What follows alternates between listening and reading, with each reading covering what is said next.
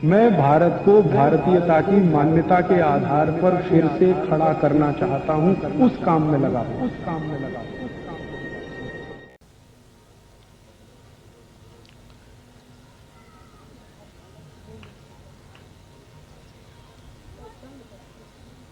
झुंबरलालजी खटोड सामाजिक प्रतिष्ठानचे अध्यक्ष गौतमजी खटोड हेही राजीवजींचा सत्कार करतील।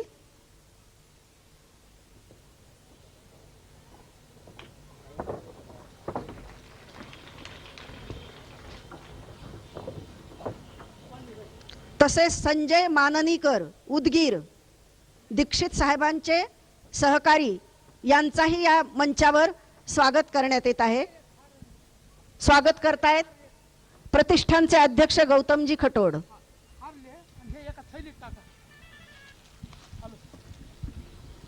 संजयजी माननीकर,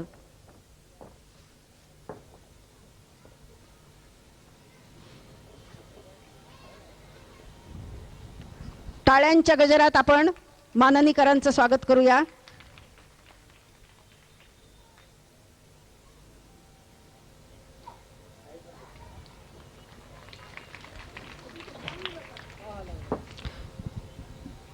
यानंतर लगेचच राजीवजी दीक्षित हे आपल्या व्याख्यानाला सुरुवात करतील। मी त्यांना प्रतिष्ठानच्या वतीनं नम्र विनंती करते की आपण आपल्या व्याख्यानाला सुरुवात करावी।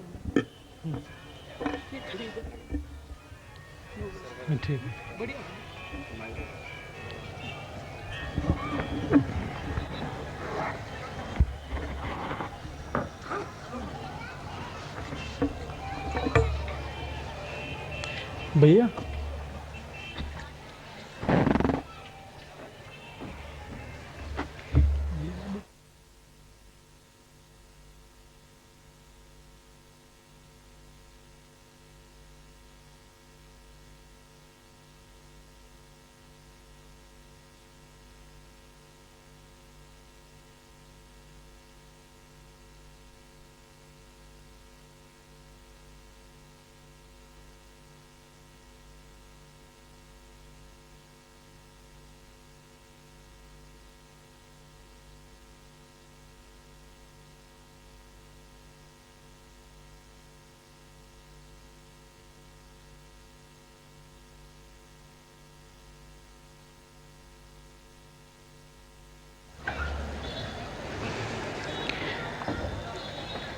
स्वर्गीय श्री झूमरलाल जी खटोड सामाजिक प्रतिष्ठान की ओर से आयोजित इस भव्य कीर्तन कार्यक्रम में आए हुए बीड के सभी सम्माननीय नागरिक बंधुओं, मैं बहुत आभारी हूं आयोजन समिति का, जिन्होंने मुझे आमंत्रित किया और आपके सामने संवाद करने का मौका दिया।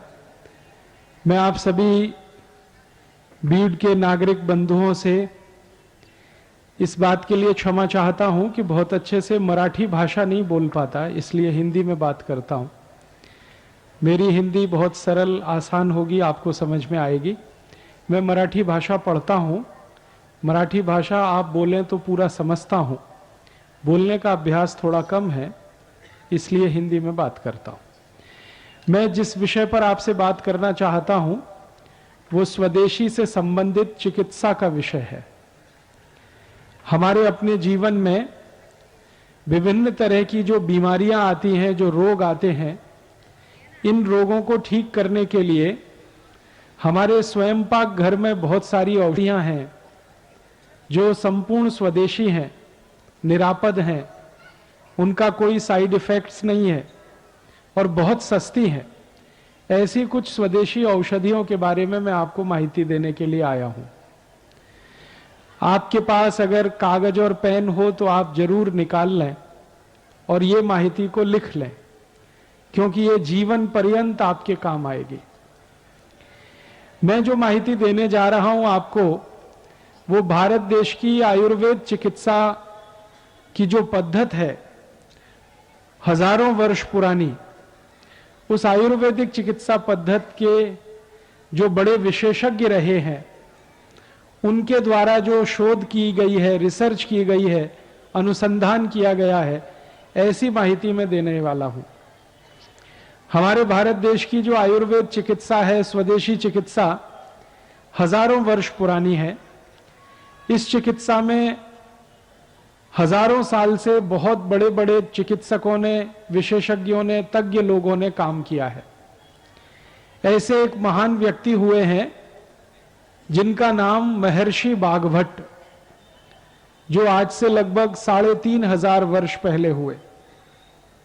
उन्होंने आयुर्वेद चिकित्सा में एक शास्त्र लिखा, एक पुस्तक लिखी। वो संस्कृत भाषा में है। उस पुस्तक का नाम है अष्टांग हृदयम। बाद में इसी पुस्तक का दूसरा भाग लिखा गया, वो है अष्टांग संग्रहम। ये दो पुस्तकें 3500 साल पहले भारत के आयुर्वेद चिकित्सा के विशेषज्ञ महर्षि बाघभट्ट की हैं। उन्होंने इन दोनों पुस्तकों में 7000 सूत्र लिखे हैं संस्कृत भाषा में। और वो सारे के सारे सूत्र इस बात के लिए हैं कि व्यक्ति को अपने जीवन में निरोगी होने के लिए, स्वस्थ होने के लिए क्या करना चाहिए, और व्यक्ति को अपने जीवन में स्वस्थ होने के लिए, निरोगी होने के लिए क्या नहीं करना चाहिए। हम क्या करें स्वस्थ रहने के लिए, निरोगी होने के लिए, और क्या ना करें अपने जीवन में।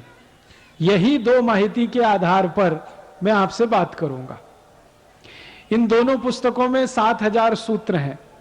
मैं उसमें से आपको मात्र 10 सूत्र बताऊंगा, क्योंकि 7000 सूत्रों को बताने के लिए 20 से 25 दिवस का समय लगता है, और मेरे पास 1 घंटे 20 मिनट का समय है।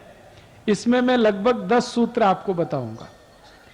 और ये सारे के सारे सूत्र जिनको मैं आपसे बताने जा रहा हूं, मैंने स्वयं अपने जीवन में उनका पालन किया है, और उसका इतना लाभ मुझे हुआ है, और मेरे बहुत सारे सहयोगियों ने उनका पिछले कई वर्षों से पालन किया है, उनको भी बहुत लाभ हुआ है। और पिछले 12-13 वर्षों में मैंने हजारों लोगों को ये सूत्र बताए हैं। भारत के गांव-गांव में जाकर 10,000 से ज्यादा मैंने सभाएं की हैं इस माहिती को फैलाने के लिए, और हिंदुस्तान के लाखों लोगों को इससे बहुत लाभ मिला है। आपको भी मिलेगा, ऐसी मेरी पूरी विश्वास है। जो सूत्र मैं कहने जा रहा हूं वो संस्कृत के हैं, मैं सीधे हिंदी में कहूंगा ताकि समय बचे। और आपसे फिर से विनती है कि अगर कागज और पेन है तो आप जरूर लिख लीजिए, डायरी आपके पास है तो जरूर लिख लीजिए, क्योंकि इनको बताने के लिए दोबारा कौन आएगा मालूम नहीं है। हमारे जीवन में बीमारियां जो आती हैं, रोग जो आते हैं, वो क्यों आते हैं? आयुर्वेद की उनकी अपनी परिभाषा है, और परिभाषा ये है कि शरीर में 3 तरह के कषाय होते हैं या 3 तरह के दोष होते हैं। एक है वात, दूसरा है पित्त, तीसरा है कफ।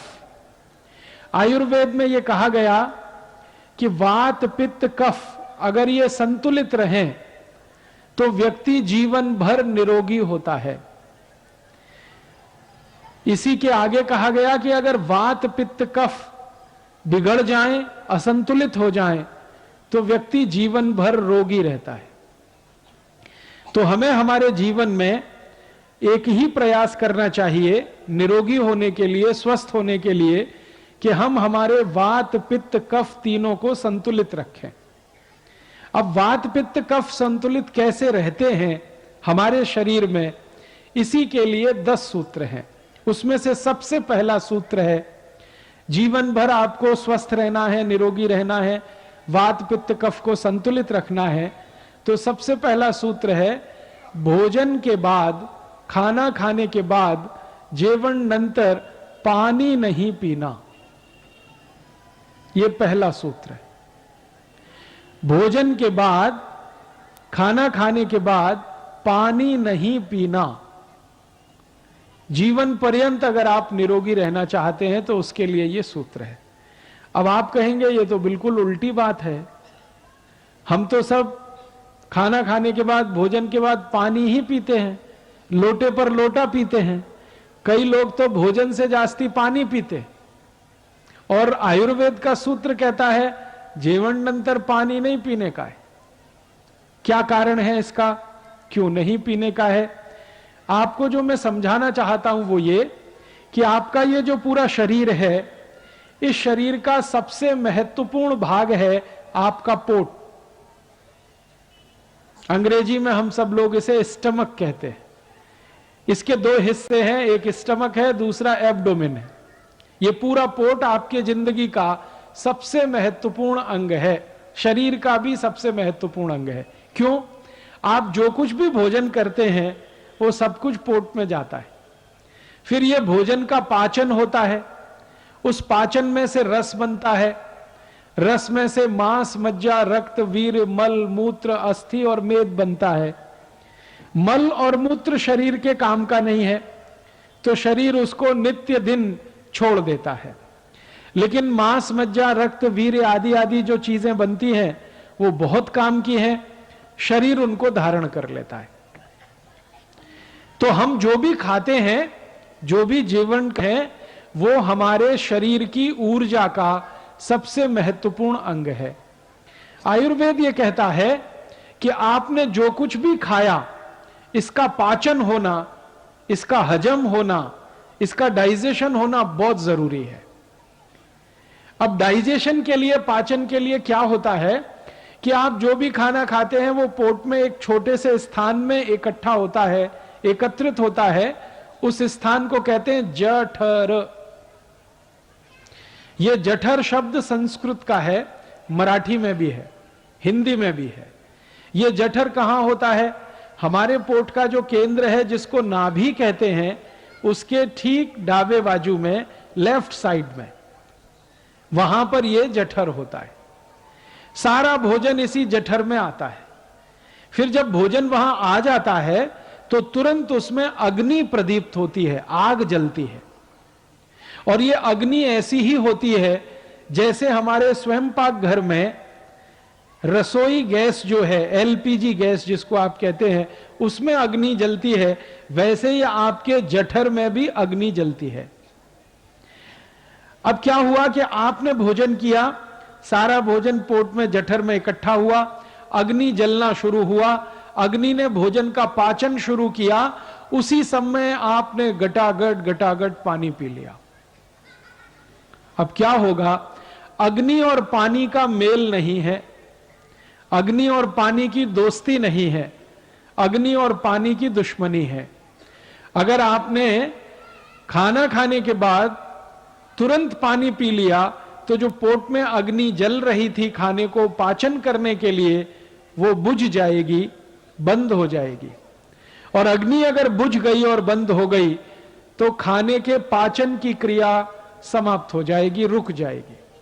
और अगर यह क्रिया रुक गई तो भोजन का रस नहीं बनेगा, और भोजन का रस नहीं बनेगा तो फिर भोजन सड़ेगा, और वो सड़ा हुआ भोजन आपके शरीर में कम से कम 103 रोग पैदा करेगा। और वो 103 रोग क्या हैं, नाम से बताता हूं। बहुत लोग ये कहते हैं हमारे पोट में जलन होती है, गैस बनती है, एसिडिटी।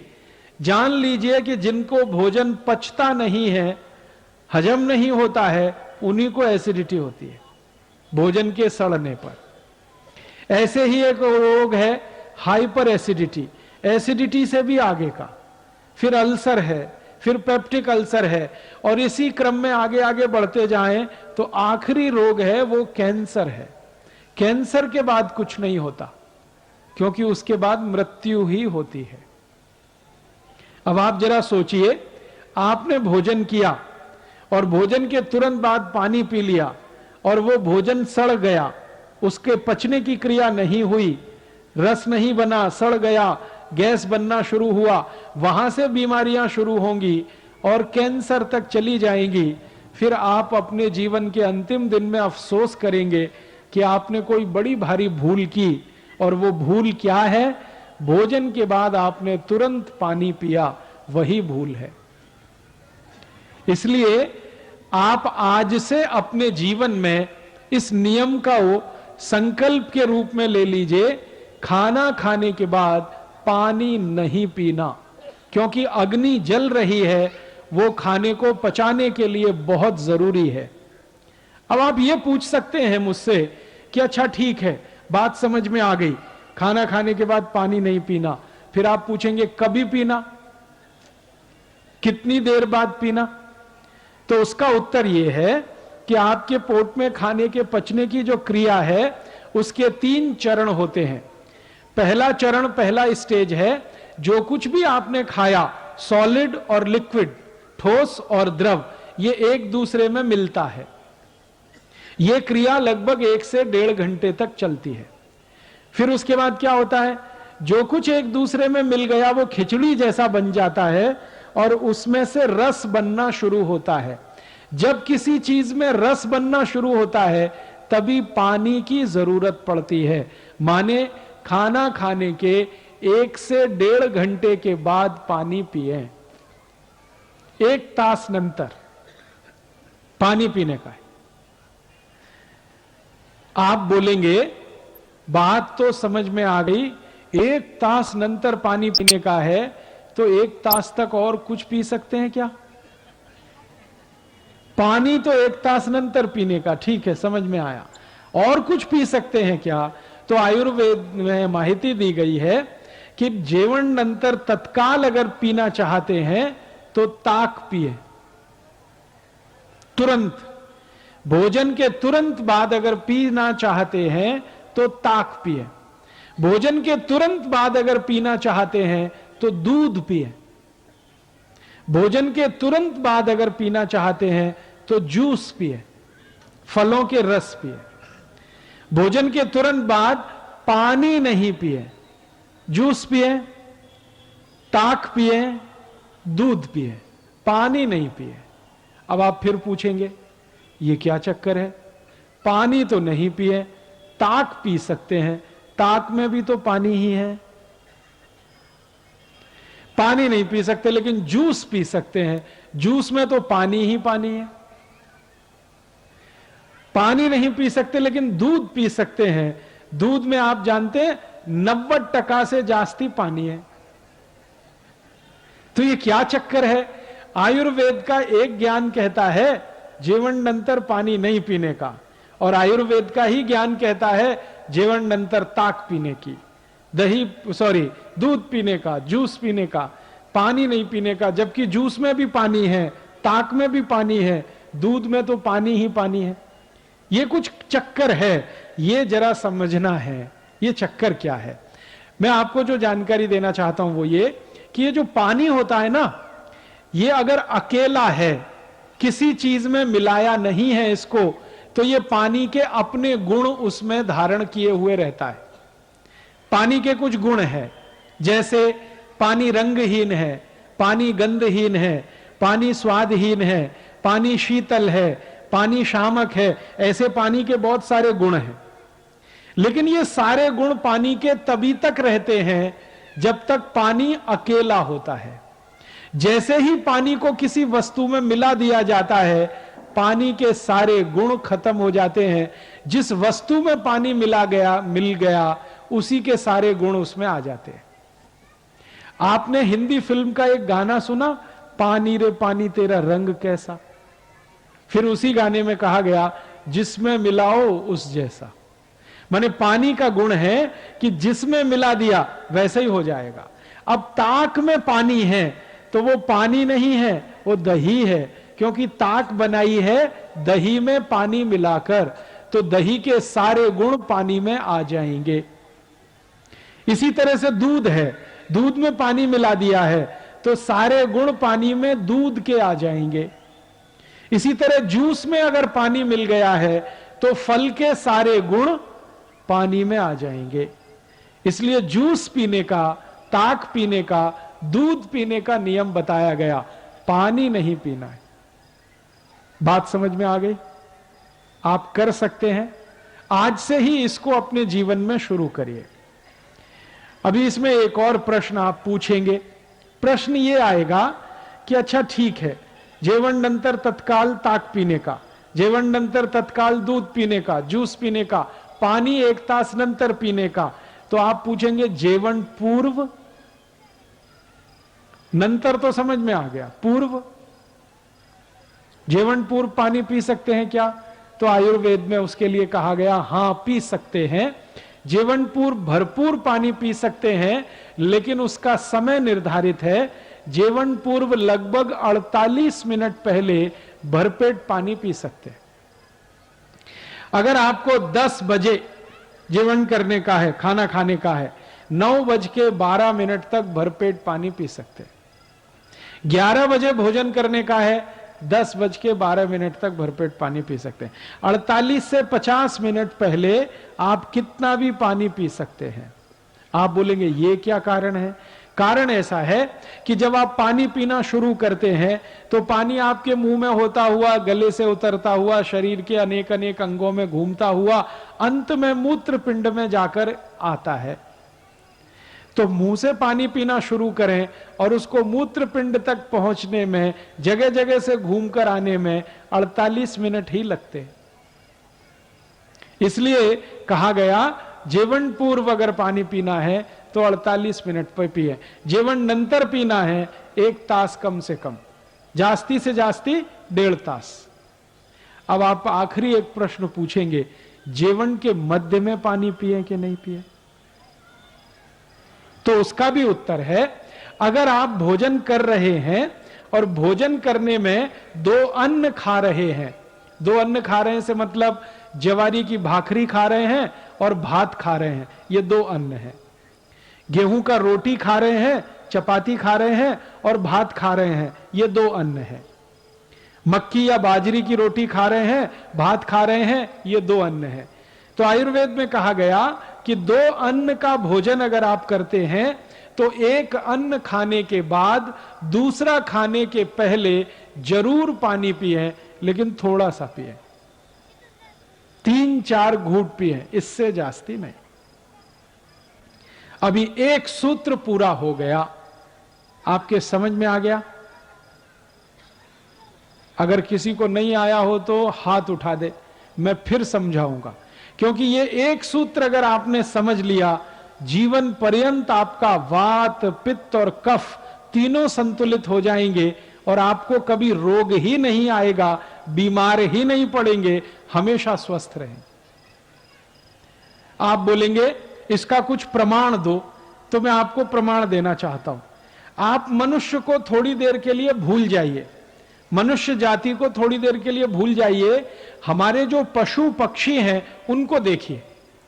जितने भी पशु हैं, गाय है, भैंस है, मछली है, बकरी है, जो भी पशु हैं, इनको ध्यान से देखिए। ये सब सवेरे सवेरे भोजन करते और पानी सब दोपहर को पीते हैं। जेवण करेंगे सकाड़ी और पानी दोपहरी। मेरा जन्म गांव में हुआ, मेरा परिवार शेतकरी परिवार है, मेरे घर में गाय है, बचपन से मैंने गाय को देखा है। तो गाय सवेरे जेवण करती है भरपेट, पानी दोपहर को पीती है 10 बजे 11 बजे, जेवण के साथ कभी पानी नहीं पीती।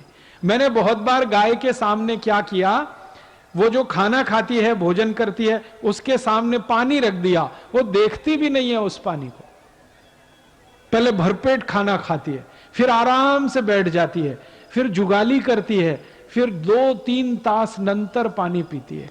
इसलिए किसी गाय को डायबिटीज नहीं होती।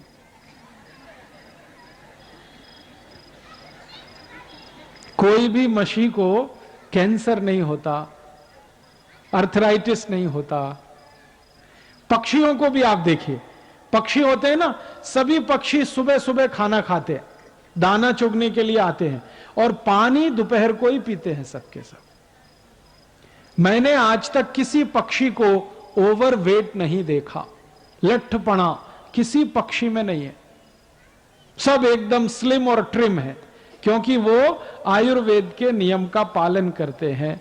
अब आप जरा सोचिए कि पशु और पक्षी जो आयुर्वेद को जानते हैं, जबकि उनको कोई सिखाने वाला गुरु नहीं है, उनका कोई कॉलेज नहीं है, उनका कोई प्रोफेसर नहीं है, फिर भी उनको आयुर्वेद का ये ज्ञान है। और मनुष्य जिसको सिखाने वाले इतने प्रोफेसर हैं, इतने गुरु हैं, इतने कॉलेजेस हैं मेडिकल और ये सब, वो मनुष्य को ये ज्ञान ही नहीं है। इसका अर्थ क्या हुआ?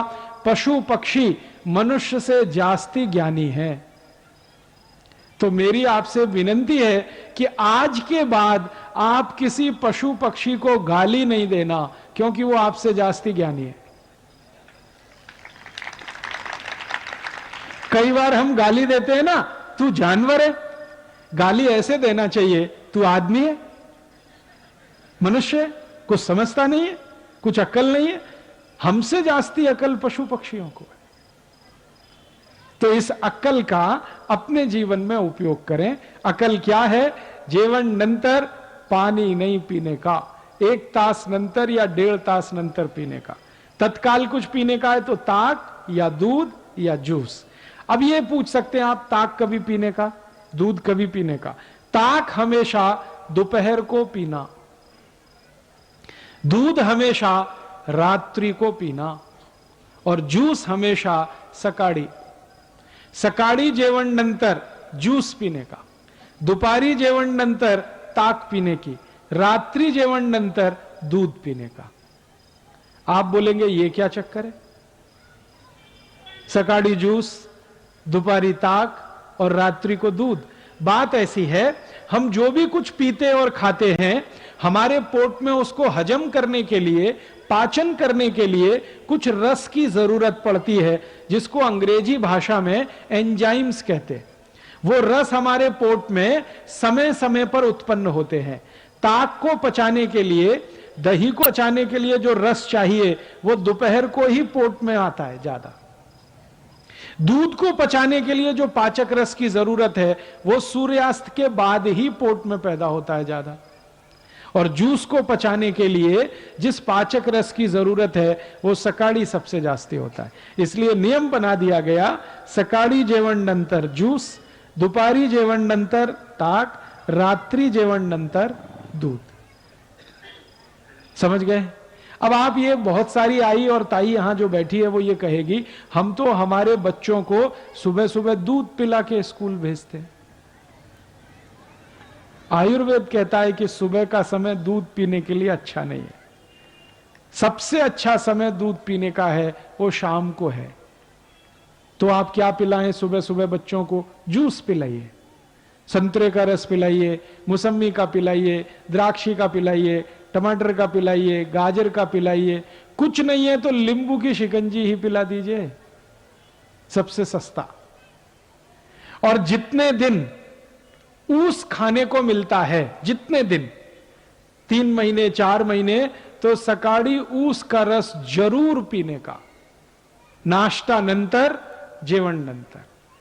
आप बोलेंगे इसमें क्या है? ये जो ऊस का रस है ये अद्भुत है। इसकी सबसे बड़ी विशेषता है कि इसमें भरपूर मात्रा में कैल्शियम है। और हमारे शरीर की ये जो हड्डियां होती हैं, इनको बनाने के लिए कैल्शियम सबसे जास्ती उपयोग में आता है। और जूस जो है, ऊस का रस, उसमें सबसे जास्ती कैल्शियम। फिर दूसरे नंबर पे सबसे जास्ती फास्फोरस है। कैल्शियम और फास्फोरस अगर किसी किसी रस में है तो वो तो सबसे अद्भुत है। इसलिए ऊस का रस जितने दिन मिले जरूर पीना। क्या क्या फायदा होगा? हड्डियां मजबूत होंगी, शरीर में चुस्ती फुर्ती रहेगी, ताकत बहुत ज्यादा आएगी। और मैं आपको 1-2 माहिती देता हूं। जो ऊस का रस पी सकते हैं सुबह सुबह, उनको जिंदगी में कभी भी काविड़ रोग नहीं हो सकता। काविड़ समझते हैं मराठी में? जॉन्डिस, आंखें पीली पीली हो जाती हैं, लघवी एकदम पीली आने लगती है, शरीर टूट जाता है, बिस्तर पे लेटना पड़ जाता है। और काविड़ की दुनिया में औषध नहीं है। एलोपैथी के किसी भी डॉक्टर से पूछेंगे, वो कहेगा काविड़ की औषध नहीं है, ये तो अपने आप ही ठीक होता है। डॉक्टर कहेगा आराम करो 20 दिवस, 25 दिवस, 30 दिवस। लेकिन इस काविड़ को होने नहीं देना, इसकी सबसे बड़ी ताकत है ऊस के रस में। तो ऊस का रस पिए सुबह सुबह, बहुत अच्छा होता है। और मैं इसलिए भी कह रहा हूं ऊस का रस पीने को कि सारे के सारे भारतीय नागरिक रोज सकाळी 1 गिलास ऊस का रस पिए तो भारत के जो शेतकरी ऊस उत्पन्न करते हैं वो सब श्रीमंत और कोटिपति हो जाए। आप बोलेंगे वो कैसे? अभी क्या होता है, जो शेतकरी ऊस उत्पन्न करते हैं वो सारा ऊस साकर कारखाने में जाता है। साकर कारखाना चलाने वाला तो कोटिपति और श्रीमंत हो जाता है, शेतकरी वहीं का वहीं रोडपति रह जाता है। मैंने संपूर्ण भारत का 3 बार प्रवास किया है, उत्तर, दक्षिण, पूरब, पश्चिम। जो भी शेतकरी ऊस उत्पन्न करते हैं सब गरीब हैं, रोडपति हैं, लेकिन उनके ऊस को साखर बनाने वाले जो श्रीमंत हैं और कोटिपति हैं, कारखाने के मालिक, वो सब उद्योगपति हैं। ये चक्कर क्या है? चक्कर बड़ा सीधा है।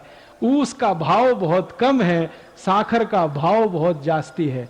ऊस पैदा करने वाले शेतकरी को भाव कम ही है, लेकिन साखर बनाने वाले श्रीमंत को भाव सबसे जास्ती है। तो मेरा तो यह कहना है कि ऊस में से साखर बने, एक भी शेतकरी श्रीमंत नहीं हो सकता। अगर इसी ऊस का रस बिकने लगे और सारे भारतवासी पीने लगे तो ऊस उत्पन्न करने वाला हर एक शेतकरी श्रीमंत होता है। और एक फायदा होता है, अगर ऊस का रस पिए ना तो नपुंसकता की बीमारी कभी नहीं आती। मैं आपको एक छोटी सी माहिती देता हूं। अगर आपके घर में ऐसे कोई पति पत्नी हैं जिनका विवाह हो गया लेकिन बच्चे उत्पन्न नहीं हो रहे, कमी किसी को भी हो सकती है, स्त्री में भी हो सकती है, पुरुष में भी हो सकती है। ऐसे किसी भी पति पत्नी को कहिए कि अगर बच्चा चाहिए तो ऊस का रस पियो। और क्या डालकर पियो? चूना डालकर पियो। चूना देखा है पान में जो लगाते हैं, वो चूना 1 ग्राम 1 गिलास ऊस के रस में मिला के 3-4 महीने से 5-6 महीने तक कोई भी पी ले, बड़े आराम से बच्चा हो जाएगा।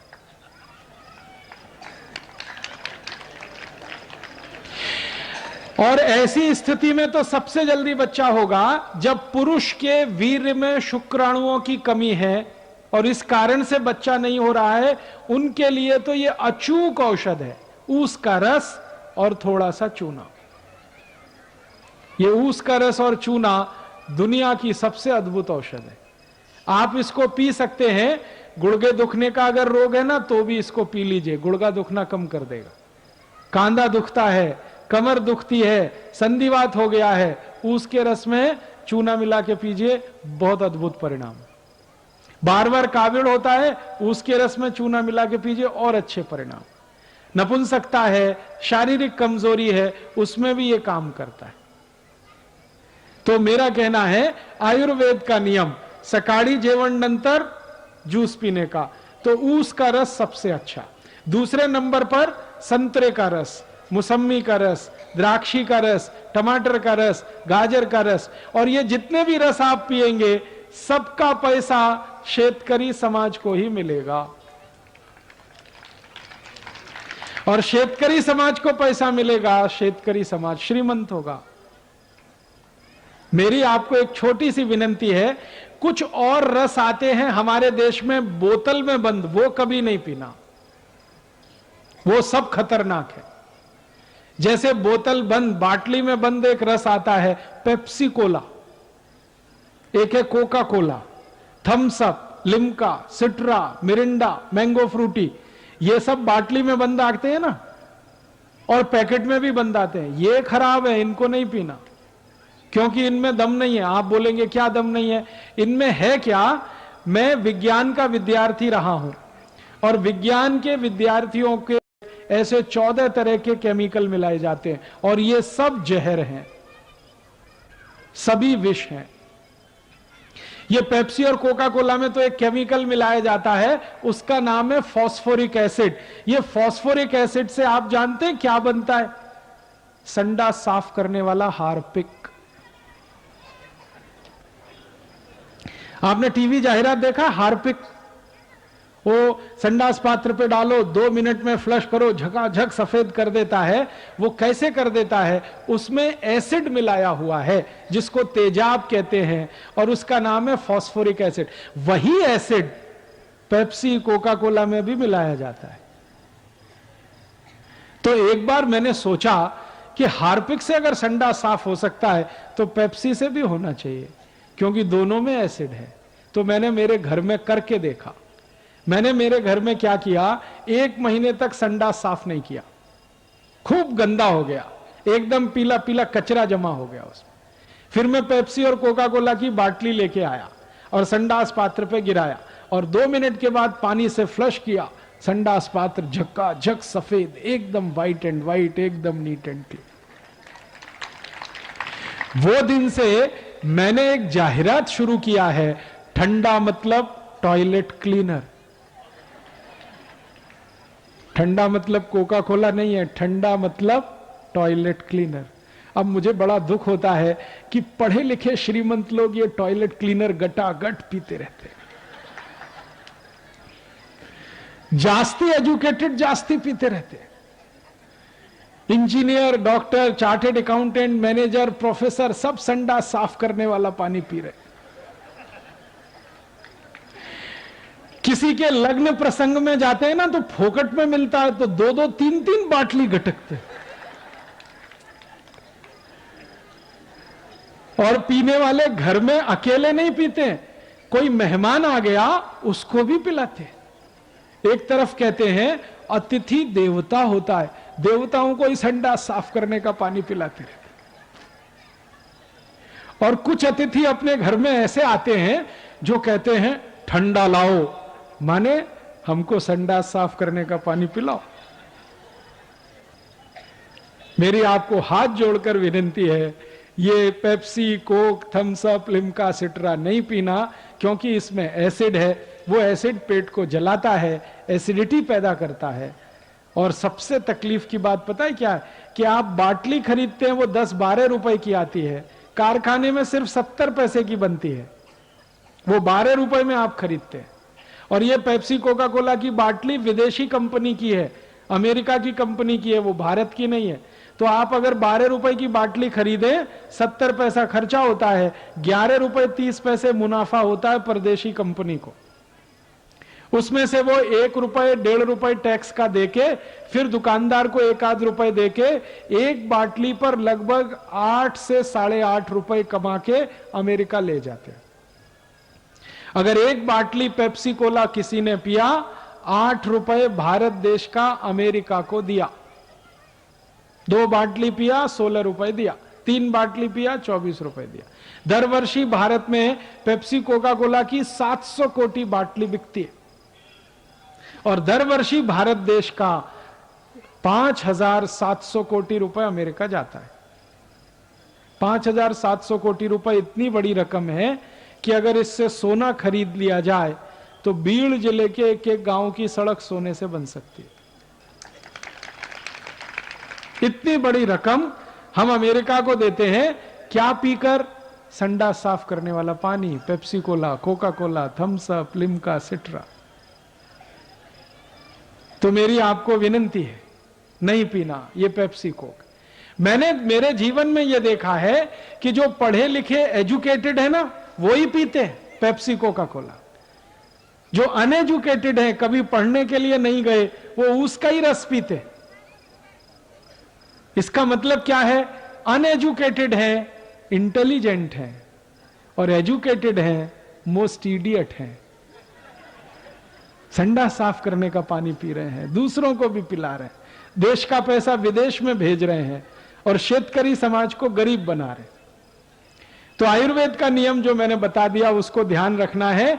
सकाळी जेवण नंतर ज्यूस पीना, दुपारी जेवण नंतर ताक पीना, रात्रि जेवण नंतर दूध पीना। जूस पीना तो सबसे अच्छा ऊस का, 2 नंबर पे संतरे, मौसमी, फिर उसके बाद गाजर, टमाटर, फिर जो भी फल मिले उसका।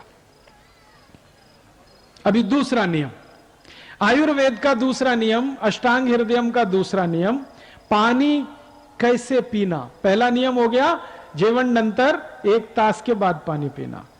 जेवण पूर्व पीना है तो 48 से 50 मिनट पहले पीना। जेवण मध्य पीना है तो 2 अन्न का भोजन अगर कर रहे हैं तो 1 अन्न खाने के बाद दूसरा खाने के पहले थोड़ा सा पीना।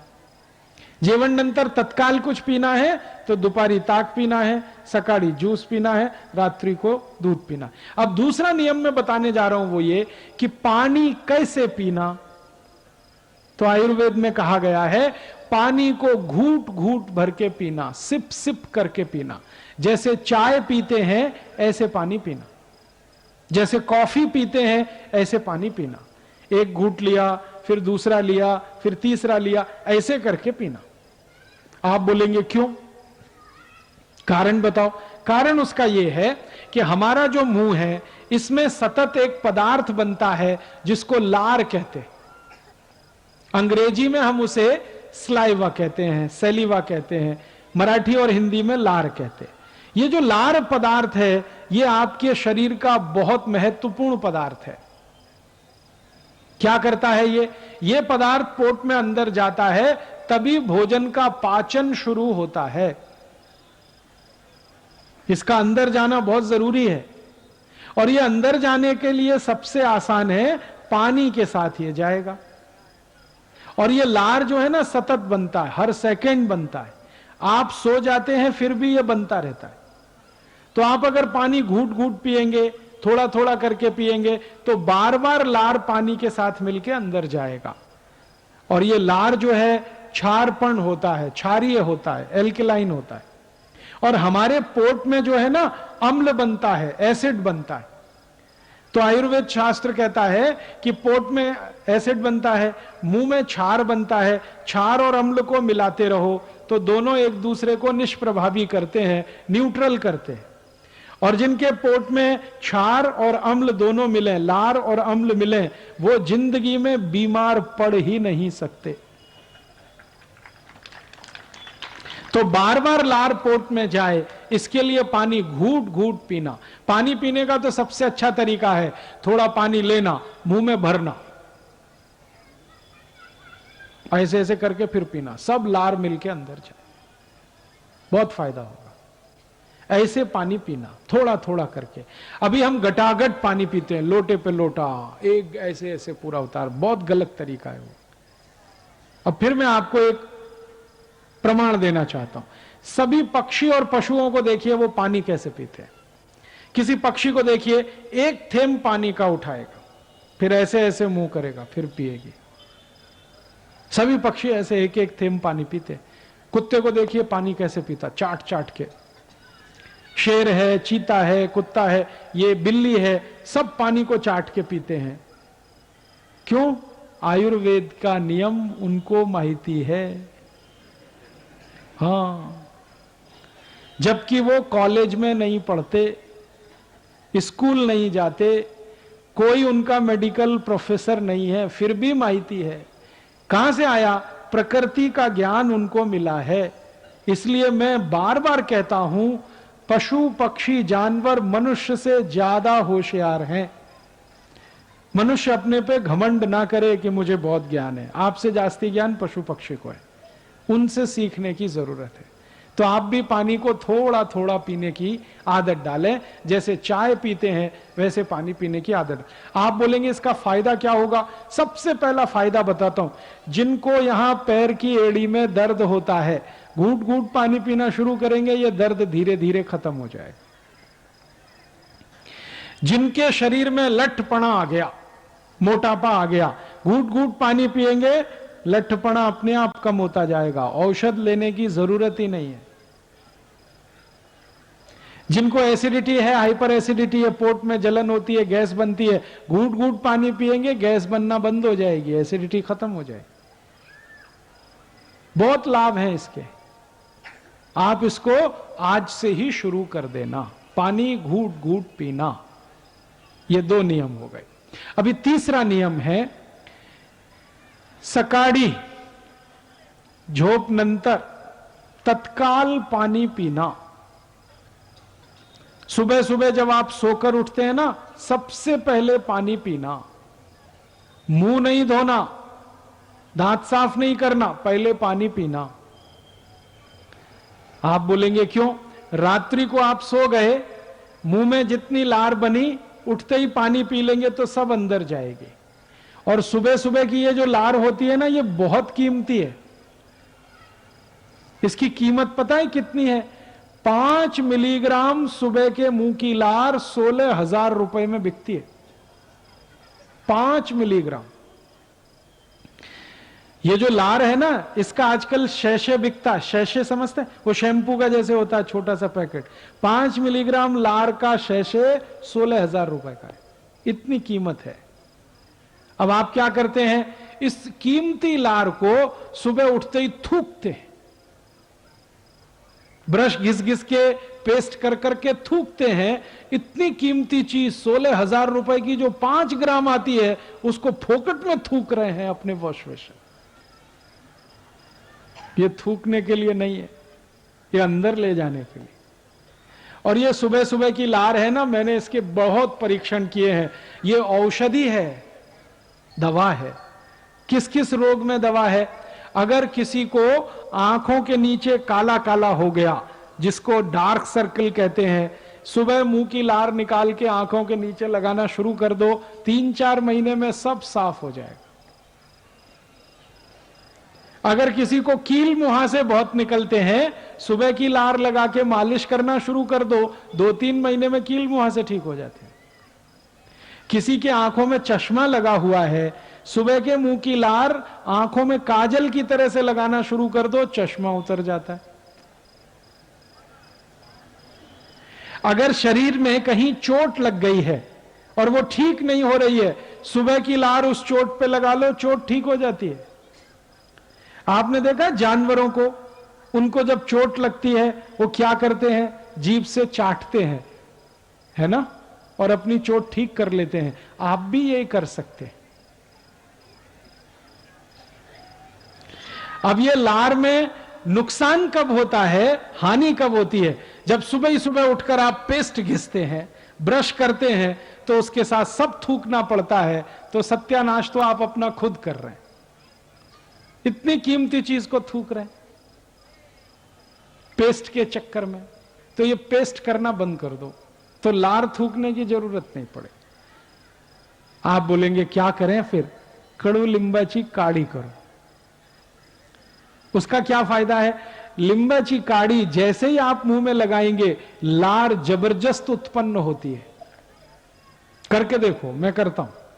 जैसे ही काढ़ी चबाना शुरू करेंगे, जास्ती लार बनेगी। वो पीने की है, थूकने की नहीं है। तो आप बोलेंगे उसका लाभ क्या है? लिंबाची काढ़ी घिसते हुए जो लार पी लेंगे, जिंदगी में डायबिटीज उनको नहीं हो सकती, शक्कर का रोग नहीं हो सकता, शुगर की बीमारी नहीं हो सकती, घुटनों का दर्द, कमर का दर्द, कंधे का दर्द नहीं हो सकता। आजकल एक बहुत खतरनाक रोग आया, चिकनगुनिया, सुना है आपने? हाँ, ये कभी नहीं होगा जीवन में अगर कड़ू लीम की काढ़ी घिसते हुए लार पिए। आपको एक माहिती है, अपना नया वर्ष आता है गुड़ी पड़वा, है ना? तो गुड़ी पड़वा के दिन हम प्रसाद बनाते हैं।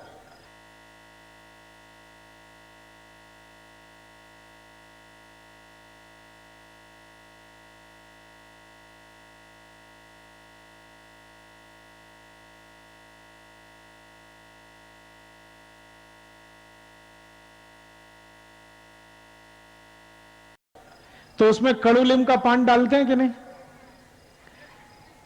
मैंने एक बार आयुर्वेद के एक बड़े पंडित को पूछा कि हम गुड़ी पड़वा के दिन, नए वर्ष का पहले दिन, कड़ू लीम का पान क्यों खाते? तो उसने कहा कि ये कड़ू लीम का पान खाने से लार जास्ती बनती है। लार जास्ती बनेगी तो रेजिस्टेंस जास्ती होता है, प्रतिरोधक शक्ति, और प्रतिरोधक शक्ति जास्ती है तो रोग नहीं आ सकता। और गुड़ी पड़वा कब आता है? चैत्र मास में आता है ना। चैत्र मास का पहला दिन सबसे जास्ती रोग होने की संभावना है। क्यों? बात ऐसी है कि वो जो पहला दिन है वो संधि काल है। संधि काल कैसा है? गर्मी आ रही है, सर्दी जा रही है, उसका संधि काल है। संधि काल में सबसे जास्ती रोग होते, और उन रोगों को लड़ने के लिए शरीर की प्रतिकारक शक्ति लगती है। उस प्रतिकारक शक्ति को लाने की ही सबसे बड़ी ताकत कड़ूलिम और लार में है। इसलिए हमारे पुराने लोगों ने एक नियम बना दिया, गुड़ी पड़वा के दिन प्रसाद खाना कड़ूलिम का। अब कड़ूलिम का प्रसाद खाते हैं, आप निरोगी हो जाते हैं, तो कड़ूलिम का दातुन क्यों नहीं कर सकते निरोगी होने के लिए?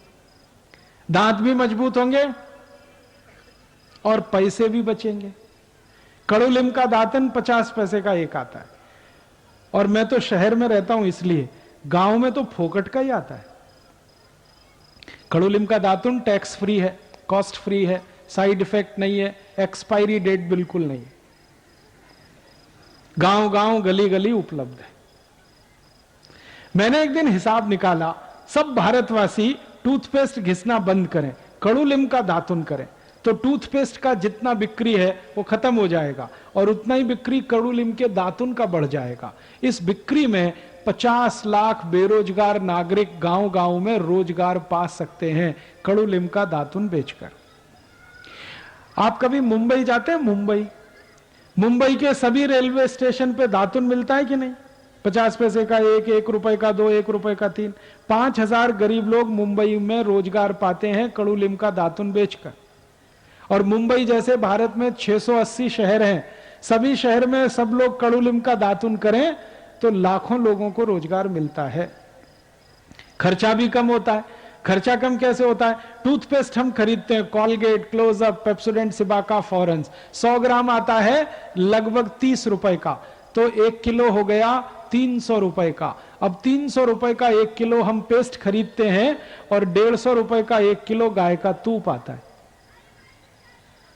150 रुपए किलो तूप है, 300 रुपए किलो टूथपेस्ट है। तूप को भाखरी पे लगा के खाते हैं, सस्ता है, और टूथपेस्ट 300 रुपए किलो का दांत में घिस के थूकते हैं, वो महंगा है। महंगी चीज थूकते हैं, सस्ती खाते हैं। क्या कहते हैं? हम बहुत इंटेलिजेंट हैं, 300 रुपए किलो की चीज को थूकते हैं, मोस्ट इडियट हैं। 300 रुपए किलो की चीज को थूकने की जरूरत है? लोग मुझे पूछते हैं फिर क्या करें? मैं कहता हूं ये टूथपेस्ट 300 रुपए किलो इतना महंगा है, इसको थूकना क्यों? यही पेस्ट को भाखरी पर लगा लगा के खा लो, तूप से तो महंगा है।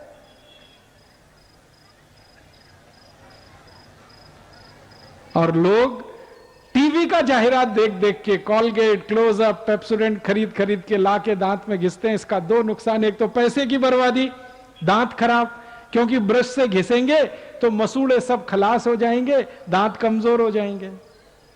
इसलिए मेरी हाथ जोड़कर विनती है, पेस्ट बंद कर दो, कॉलगेट, क्लोजअप जरूरत नहीं। उसका और एक कारण बताता हूं। ये जो कॉलगेट, क्लोजअप टूथपेस्ट है ना, इसको आप जब घिसते हो तो इसमें झाग बनता है, फोम। मराठी में क्या कहते हैं? फेस, फील्ड कहते हैं, फेस बहुत बनता है। आपको माहिती है, बहुत लोगों को मैं पूछता हूं आप कॉलगेट क्यों करते हैं, तो कहते हैं इसमें फेस बहुत बनता है। तो मैं कहता हूं सबसे ज्यादा फेस तो शैम्पू में बनता है, उससे भी जास्ती फेस शेविंग क्रीम में बनता है। तो शेविंग क्रीम क्यों नहीं कर लेते फिर आप? शैम्पू क्यों नहीं घिस लेते अपने दांत में? फेस के लिए ही अगर पेस्ट कर रहे हैं तो। आपको जो मैं माहिती देना चाहता हूं, ये जो फेस बनता है टूथपेस्ट में, ये फेस बनाने के लिए एक केमिकल लगता है। उस केमिकल का नाम है सोडियम लॉरेल सल्फेट, और ये दुनिया का सबसे खतरनाक केमिकल है, कैंसर करने वाला केमिकल है। विज्ञान की माहिती मैं आपको दे रहा हूं, 0.5 मिलीग्राम सोडियम लॉरेल सल्फेट आपके शरीर में डाल दिया जाए तो आप कैंसर से मर जाएंगे, इतना खतरनाक है। और वो टूथपेस्ट में सबसे जास्ती मिलाया जाता है, और वो आप अंदर घिस रहे हैं, वो जीभ की लार के साथ मिलके अंदर जाता है, बहुत तकलीफ है, कैंसर हो जाएगा। मत करिए टूथपेस्ट। अमेरिका और यूरोप के देशों में तो टूथपेस्ट जो बिकता है ना बाजार में, उसके डब्बे पर चेतावनी लिखी रहती है अंग्रेजी भाषा में, वार्निंग। आपने देखा भारत में सिगरेट के पैकेट पर एक माहिती लिखा होता है, cigarette smoking is injurious to health. America में कॉलगेट टूथपेस्ट पर यही लिखा रहता है, Colgate is injurious to health. और उसमें 3 बात लिखते हैं। पहली बात लिखते हैं, please keep out this Colgate from the reach of the children below 6 years. इसका मतलब क्या हुआ? 6 साल से छोटे किसी बच्चे को यह कॉलगेट नहीं देना। दूसरी माहिती लिखते हैं, in case of accidental injection please contact immediately poison control centre. माने गलती से किसी बच्चे ने यह पेस्ट कर लिया, तुरंत उसको हॉस्पिटल ले जाना, इतना खतरा है। और तीसरा सेंटेंस लिखा होता है, if you are a adult then take the paste on your brush only in pea size at your own risk. इसका मतलब क्या हुआ? अगर आप बड़े व्यक्ति हैं तो अपने ब्रश पर बिल्कुल थोड़ी मात्रा में कॉलगेट लेना। क्यों? क्योंकि यह कैंसर करता है, खतरनाक है। अब भारत में क्या होता है, टीवी जाहिरात आता है तो कहते हैं ब्रश भर के लेना। अमेरिका में कहते हैं बिल्कुल थोड़ा सा लेना। तो हम ब्रश भर भर के जो कर रहे हैं ना कॉलगेट, हम खुद कैंसर की बीमारी बुला रहे हैं। इसलिए मेरी हाथ जोड़कर विनती है, कॉलगेट क्लोजअप बंद कर दो। और एक माहिती देता हूं, ये जो कॉलगेट क्लोजअप जैसे टूथपेस्ट है ना, इनको बनाने के लिए जो केमिकल लगता है वो एक केमिकल है डाई कैल्शियम फॉस्फेट।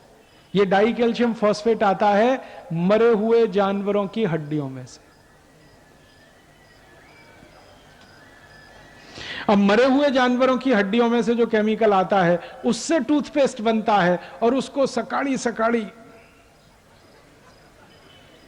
मैंने देखा है उपवास करने वाले लोग, उपवास करने वाले पानी भी नहीं पीते, लेकिन मरे हुए जानवरों का हड्डियों का पाउडर मुंह में घिस घिस कर उपवास करते हैं। फिर कहते हैं हम शाकाहारी हैं। नहीं करना, ये कॉलगेट, क्लोजअप, पेप्सोडेंट सब बंद करो। क्या करना? खड़ू लिंबाची काढ़ी। और दूसरी एक है बाबड़ी ची काढ़ी। बाबड़ी है ना, उसका भी दातुन होता है। फिर एक बहुत अच्छा पेड़ होता है मदार की काढ़ी, और एक अच्छा पेड़ है कदम्ब की काढ़ी, और एक अच्छा झाड़ है जिसकी काढ़ी की जा सकती है जाम, अमरूद कहते हैं हम लोग हिंदी में, मराठी में जाम, उसकी भी काढ़ी।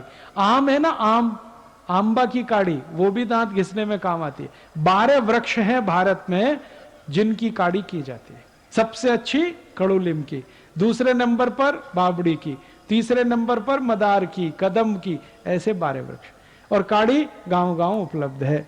मैंने हिसाब निकाल के बता दिया, अगर सब लोग काढ़ी करें 50 लाख लोगों को, बेरोजगारों को काम मिलता है, देश का पैसा भी बचता है, दांत भी अच्छे रहते हैं, लार जास्ती उत्पन्न होती है।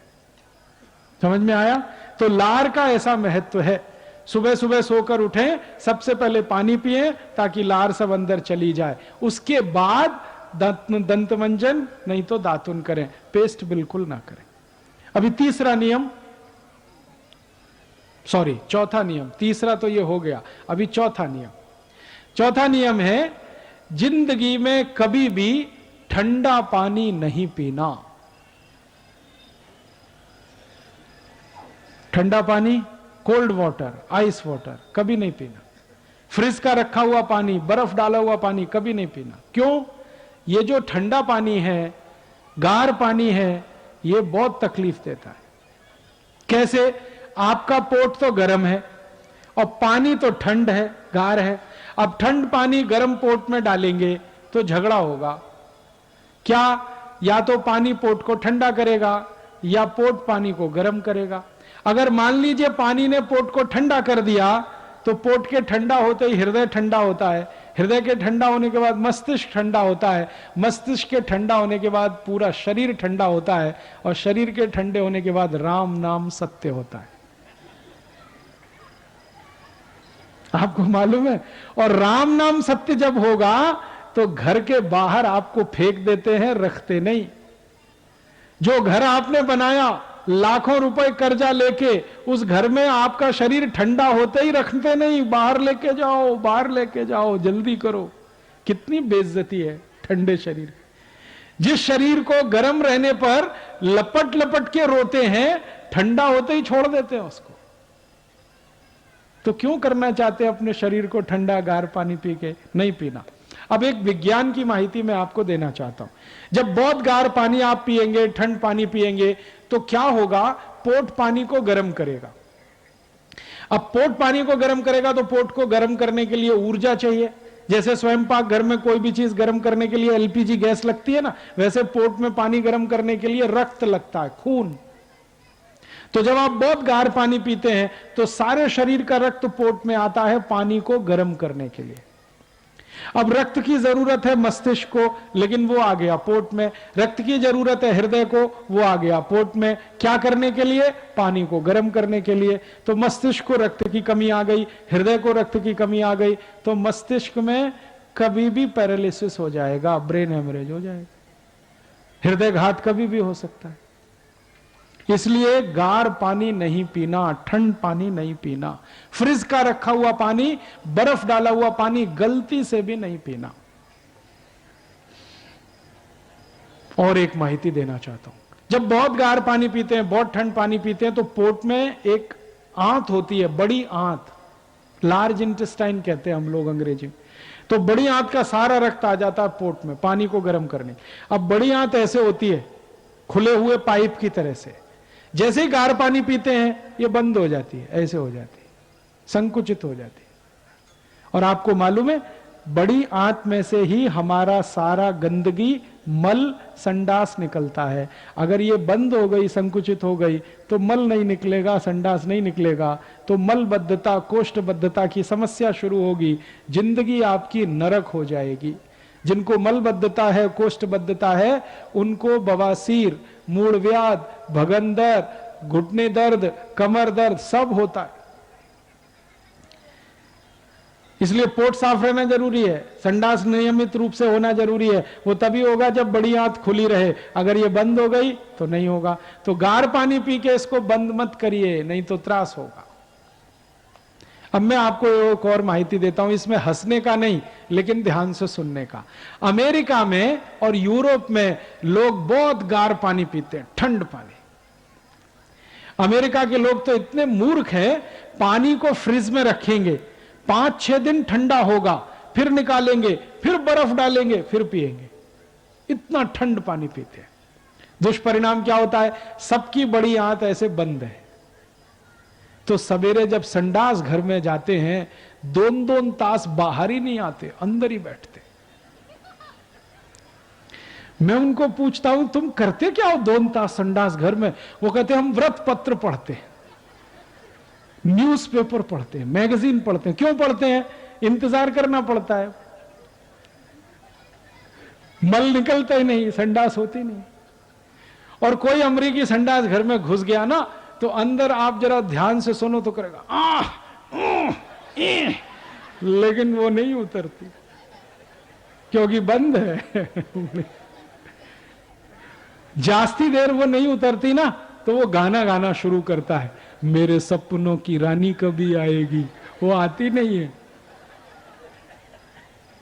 और जास्ती त्रास होता है ना, तो दूसरा गाना गाता है, एक बार आजा आजा आजा, फिर भी नहीं आती।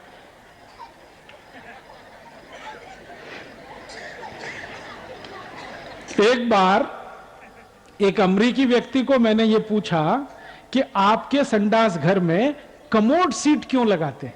कमोड सीट समझते हैं, वेस्टर्न स्टाइल का, वो क्यों लगाते हैं? भारतीय पद्धत का संडास क्यों नहीं बनाते? उसने उत्तर दिया, भारतीय पद्धत के संडास पे 5 मिनट बैठ सकते हैं, हमको 2 तास बैठना पड़ता है, इसलिए हम कुर्सी जैसा संडास पात्र बनाते हैं, बैठ जाते हैं, न्यूज़पेपर पढ़ते रहते हैं, पोट साफ होता ही नहीं है। यह समस्या कहां से आई? गार पानी से, ठंड पानी से। इसलिए आप जिंदगी में कभी भी ठंड पानी नहीं पीना, गर्मी में भी नहीं पीना। तो आप बोलेंगे फिर कौन सा पानी पीना? माटी का जो घड़ा है ना, मटका, माटी का घड़ा, उसका पानी पी सकते हैं, क्योंकि वो गार नहीं है। उसका जो तापमान है पानी का, वो 34-35 डिग्री है, शरीर का तापमान 37 डिग्री है, तो वो नजदीक का है, इसलिए माटी के घड़े का पानी पी सकते हैं। ठीक है, 4 माहिती हो गई, अभी 5वीं माहिती। तो आप फिर एक काम करना, आज से फ्रिज में पानी नहीं रखना, क्योंकि पीने का नहीं तो रखने का क्यों। और इसका एक सबसे बड़ा फायदा होगा, गले का रोग नहीं आएगा। हमारे बच्चों में गले का रोग आता है ना, टॉन्सिलाइटिस, ये कभी नहीं आएगा अगर गार पानी नहीं पिएंगे।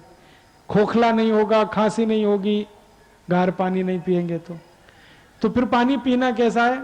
गर्मियों में मिट्टी के घड़े का पी सकते हैं, और ठंडी के दिनों में पानी को कोमट गर्म करके पीना। कोमट गर्म करके पिएंगे तो सबसे अच्छा है। आप बोलेंगे पानी रखने का पात्र कैसा होना चाहिए? पानी रखने का सबसे अच्छा पात्र मिट्टी का, माटी का। दूसरे नंबर पर तांबे का, ताम्र पात्र होता है ना, ये बहुत अच्छा है पानी रखने। तीसरे नंबर पर चांदी का। आप कहेंगे चांदी बहुत महंगी है, कहां से लाएंगे? आप ऐसा करिए, माटी के घड़े में चांदी का एक अंगूठी डाल दीजिए, काम हो जाएगा। और उससे भी अच्छा पानी है सोने का। अब सोना तो और भी महंगा है, हाँ महंगा है, लेकिन कोई पात्र में पानी रख के एक अंगूठी सोने की डाल दीजिए, चार्ज होता रहेगा। ये सोने चांदी का पानी पीना चाहिए ठंडी में, और माटी के घड़े का पानी पीना चाहिए गर्मी में, और ताम्र पात्र का पानी पीना चाहिए बारिश में, पाउस के सीजन में। और पानी सबसे अच्छा माना जाता है जो पीने के लिए है, वो पाउस का, बारिश का जो पानी गिरता है ना, वो सबसे शुद्ध है। तो आपके घर में छत पर जितना भी पाउस का पानी गिरता है उसको इकट्ठा करिए, एक एक बूंद वो काम का है, कीमती है। आप बोलेंगे कैसे इकट्ठा करें? बहुत सरल तरीका है। पाउस का जितना भी पानी है एक पाइप में लीजिए और खड्डा खोद के उसमें डाल दीजिए सर। फिर वही पानी वापस निकाल सकते हैं बोर करके।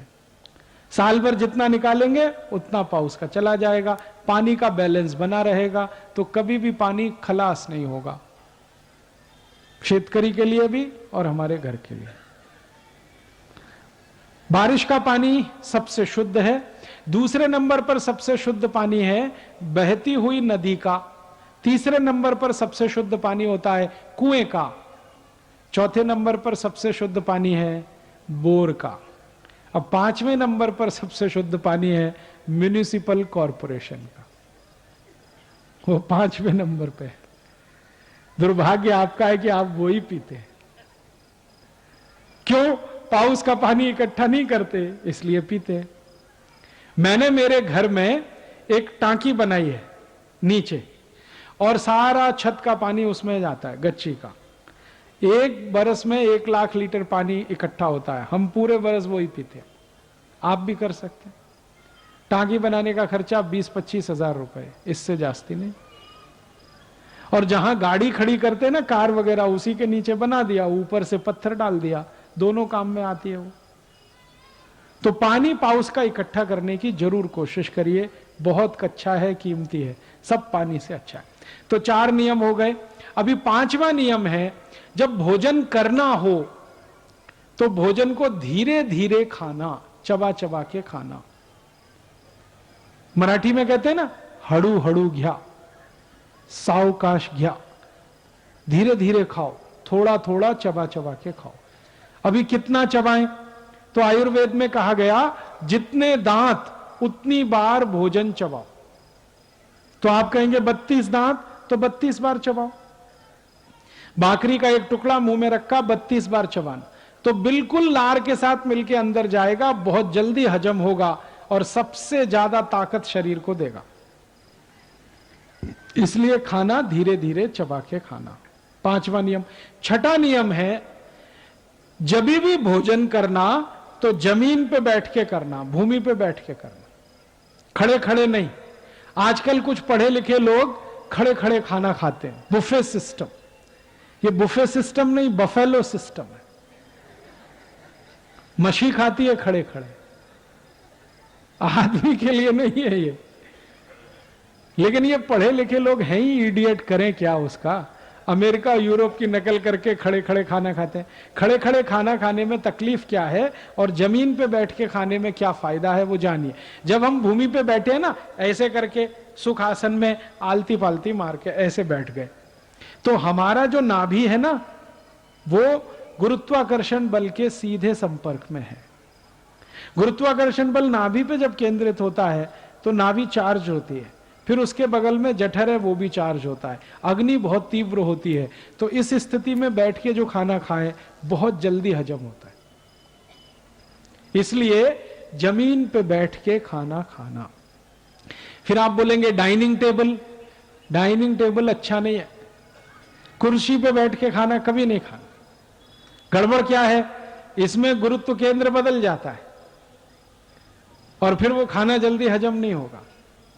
तो आप बोलेंगे डाइनिंग टेबल लाया तो अब क्या करना, डाइनिंग टेबल लाया है तो बेच दो, बेकार है वो, कुछ काम का नहीं है। अब बहुत लोग कहते हैं बेचने का दिल नहीं करता, तो मेरा एक सुझाव है, उसका पांव काट दो, एकदम नीचे आ जाएगा। तो जैसे पाटा होता है ना, लकड़ी का पाटा, वैसे डाइनिंग टेबल पे थाली रख के आप जमीन पे बैठ के खाना, उसका ये उपयोग हो सकता है। और मुझे तो ये बात कुछ समझ में नहीं आती, हमारा घर हम बनाते हैं, कितना महंगा जमीन है। बीड में 1 स्क्वायर फीट जमीन की कीमत कितनी है? 500 रुपए। अब 500 रुपए स्क्वायर फीट की जमीन है, डाइनिंग टेबल अगर 10 बाई 10 की है, 100 स्क्वायर फीट जमीन आपने घेर रखी है, 1 स्क्वायर फीट 500 रुपए की है, 100 स्क्वायर फीट 50,000 रुपए की जमीन आपने डाइनिंग टेबल के नीचे बेकार करके रखी हुई है, जो इस्तेमाल ही नहीं आ रही। और काम करने वाली बाई को भी त्रास होता है, झुक झुक के उसमें झाड़ू लगानी पड़ती है। क्यों लाए आप इसको, छोड़ दो, कुछ काम की नहीं। इसको निकालोगे घर से, खाली जगह हो जाएगी, स्पेस खुल जाएगा, वो किसी दूसरे काम में आएगा। मैं आपको एक छोटी माहिती देना चाहता हूं कि घर के अंदर जितना खुला स्पेस होता है, दिल और दिमाग उतना ही खुला होता है। और के घर के अंदर जितनी चीजें घिचपिच होती है ना, स्पेस कम होता है, दिल दिमाग भी उतना ही छोटा होता है। ये जो आजकल फ्लैट सिस्टम चल गए ना, हम गांव से शहर में आ गए, तो गांव में तो बहुत बड़े घर में थे, अब शहर में आके छोटे फ्लैट में रहते हैं, तो हम दिल दिमाग से भी छोटे हो गए। शहर वाले दिल दिमाग में सबसे छोटे हैं, गांव वालों का दिल दिमाग बहुत बड़ा है, क्योंकि बड़े घर में रहते हैं, खुले घर में रहते हैं। तो घर को थोड़ा खुला रखिए, जबरदस्ती डाइनिंग टेबल, सोफा सेट वगैरह वगैरह मत लाइए। तो आप बोलेंगे बैठेंगे कैसे, जमीन पे बैठिए, हर समय जमीन पे बैठेंगे गुड़गे का त्रास कभी नहीं होगा, हर समय जमीन पर बैठेंगे पेट बाहर जास्ती कभी नहीं आएगा। जमीन पे बैठ के खाना, जमीन पे सोना, जमीन पे ही सब करना, और अंत में जमीन पे ही मरना।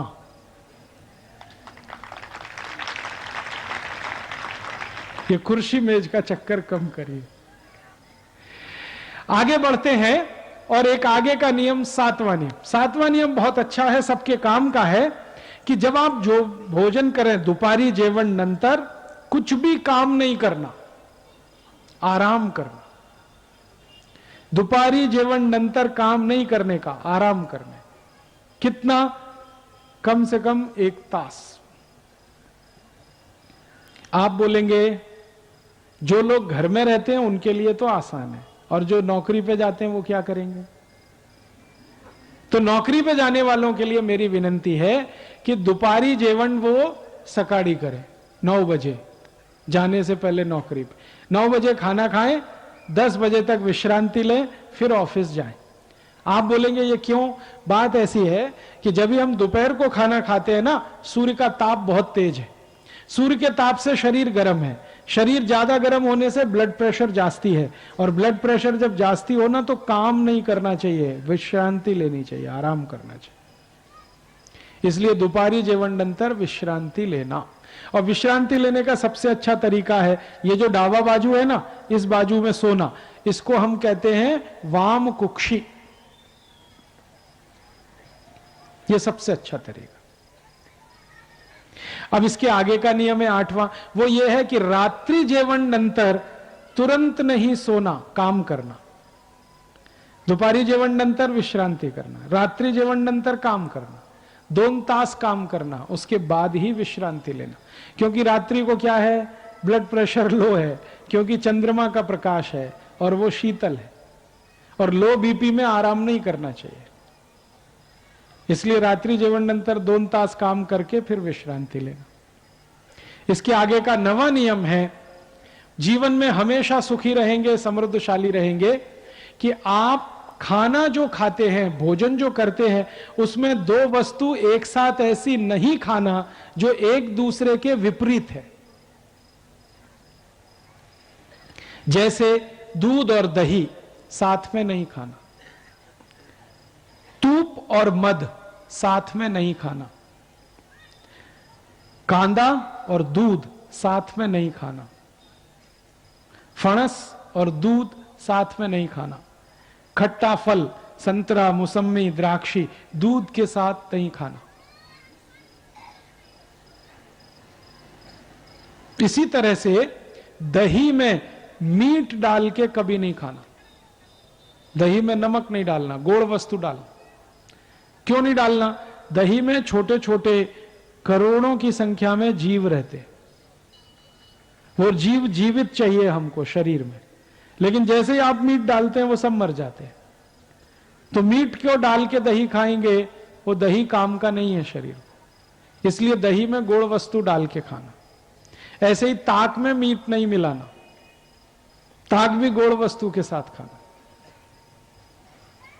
तो आप बोलेंगे अगर दही का उपयोग सलाद बनाने में करते हैं, कोशिम्बरी बनाने में, तो गोड़ वस्तु का, मीट नहीं। दूध भी कभी मीट के साथ नहीं लेना। मीट की, नमक की कोई वस्तु खा रहे हैं तो दूध नहीं पीना साथ में, 1 तास अंतर रखना है। तो विरुद्ध वस्तुओं को कभी साथ में नहीं खाएंगे, जीवन में कभी बीमारी नहीं आएगी। और आखिरी छोटी सी माहिती, 10वां नियम है, वो ये है कि जब आप भोजन को बनाते हैं, भोजन को पकाते हैं स्वयं पाक घर में, तो जिस पात्र में, भांडे में आप भोजन रखते हैं, उस भांडे को हमेशा खुला रखना। खुले भांडे में भोजन बनाना, बंद में नहीं। क्यों? भोजन को बनते समय सूर्य का प्रकाश या पवन का स्पर्श होना बहुत जरूरी है, तो भांडा खुला रहेगा तभी होगा। मतलब सीधा सा है, प्रेशर कुकर में भोजन नहीं बनाना, क्योंकि वो बंद है, उसमें पवन का स्पर्श नहीं होता। और प्रेशर कुकर की एक और तकलीफ है कि वो एल्यूमिनियम का है, और एल्यूमिनियम दुनिया का सबसे खराब मेटल है भोजन बनाने के लिए और खाने के लिए। एल्यूमिनियम के भांडे में अगर भोजन बनाते हैं और खाते हैं, बहुत जल्दी टीबी होगा, ट्यूबरकुलोसिस, दमा, अस्थमा, ब्रोंकियल अस्थमा। इसलिए घर से प्रेशर कुकर का उपयोग आप कम करिए। तो फिर आप बोलेंगे कौन से भांडे लेके आए? माटी के भांडे लेके आइए, वो सबसे अच्छा है, सबसे सस्ता है, सबसे अच्छा है। माटी की हांडी आती है, उसमें आप दाल बना सकते हैं, भात पका सकते हैं, सब्जी पका सकते हैं। उसके 2 फायदे हैं, एक तो 25 रुपए की है, बहुत सस्ती। दूसरा फायदा है, माटी जो है ना, इसमें कैल्शियम बहुत है, आयरन बहुत है, इसमें फास्फोरस बहुत है। शरीर को लगने वाले जितने भी सूक्ष्म पोषक तत्व हैं वो सब माटी में है। तो माटी का बनाया हुआ हांडी वो लाएंगे तो भारत के 1,50,00,000 कुम्हारों को रोजगार भी मिल जाएगा, और आपके शरीर को सूक्ष्म पोषक तत्व मिल जाएंगे। तो आप कोशिश करिए। तो आप बोलेंगे अभी कुम्हार हैं क्या? यहां बीड में है, मैं अभी आया तो देखा सड़क के किनारे वो माटी का बेचते हैं, कोई खरीदता नहीं, क्योंकि सबके पास प्रेशर कुकर, सब फ्रिज में पानी रखते हैं, गाड़ा भी अभी नहीं बिकता उनका। तो आप थोड़ा उनसे खरीदिए, उनकी रोजगारी चलेगी, आपका शरीर अच्छा रहेगा। और माटी के बर्तन अगर नहीं ला सकते, भांडे नहीं ला सकते, तो पीतल के लाना, पीतल। और वो भी नहीं आ सकता तो कांसा, सबसे अच्छा माटी, दूसरा पीतल, फिर कांसा, फिर सबसे अंत में स्टील, लोहा। एल्यूमिनियम बिल्कुल बंद, वो बिल्कुल काम का नहीं है। तो आपको मैंने 10 नियम बता दिए, इनका आप पालन करें। 11वां और आखिरी नियम एक बताना चाहता हूं कि अगर कभी बीमारी आ जाए, नहीं आए उसके लिए तो नियम बता दिए, आ जाए तो क्या करें? तो स्वयंपाक घर में बहुत औषध है। हमारा स्वयंपाक घर औषध भंडार है। सभी स्वयंपाक घर में लगभग 108 औषध है। जीरा है, धनिया है, ओवा है, अजवाइन है, आल है, अदरक है, तुलस है, पुदीना है, कोतंबरी है, ये सब औषध है। आपको माहिती नहीं है, बस समस्या इतनी है। क्या क्या औषध हमारे स्वयंपाक घर में है? अगर किसी को गुर्दे का त्रास है, जिसको संधिवात कहते हैं, गुर्दे का त्रास, कमर का त्रास, कंधे का त्रास, हड्डियों के जोड़ों का त्रास, इसकी सबसे अच्छी औषध है मेथी दाना। मेथी दाना आप जानते हैं, छोटा छोटा पीला पीला। 1 चम्मच मेथी दाना 1 गिलास पानी में रात्रि को डाल देना। सकाड़ी अनुषा पोटी मेथी का दाना चबा के खाना और पानी भी पी जाना, तो गुर्दे का दर्द, कमर का दर्द, कंधे का दर्द सब मिट जाएगा 2 से 3 महीने में। और इसी मेथी के दाने को खा के और एक फायदा है कि अगर आपका खून गाढ़ा हो गया ना, घट, जिसको डॉक्टर की भाषा में कहते हैं कोलेस्ट्रॉल बढ़ गया, कोलेस्ट्रॉल बढ़ गया, उसकी भी सबसे अच्छी औषध यही है मेथी का दाना। खाने का तरीका एक ही है, 1 छोटा चम्मच मेथी दाना 1 गिलास पानी में रात्रि को डाल दो, सुबह उठ के दाना चबा के खा लो, पानी पी लो। और इस मेथी दाने से क्या क्या रोग ठीक होते हैं? अगर हमारी आई को और ताई को यूट्रस के कोई भी रोग होते हैं, गर्भाशय के, जैसे मासिक पाड़ी का त्रास, मासिक पाड़ी समय से नहीं आती, कभी आती है तो बहुत देर में आती है, कभी तो बहुत रक्त जाता है, कभी बिल्कुल रक्त नहीं आता, कभी बहुत पोट दर्द है, कभी बिल्कुल नहीं है, ये सारे जो मासिक पाड़ी के त्रास है ना, इसकी औषध है मेथी का दाना। और जब आई की उम्र 45-50 वर्ष होती है, मासिक पाड़ी बंद होती है, उस समय के सारे त्रास का औषध है मेथी का दाना। कोई आई को बच्चा उत्पन्न हुआ, बच्चा पैदा हुआ, और उस आई को बच्चा पैदा होते ही दूध आना चाहिए, लेकिन दूध नहीं आ रहा है, बहुत कम आ रहा है, तो उसकी सबसे अच्छी औषध है मेथी का दाना। मैं इस मेथी के दाने का उपयोग करके 60 से 70 बीमारियों का इलाज कर लेता हूं, और अपने घर में ये भरपूर है, सस्ती है, कीमत में, क्वालिटी में बहुत अच्छी है। ऐसे अपने घर में बहुत अच्छी एक औषध है स्वयंपाक घर में, ओवा।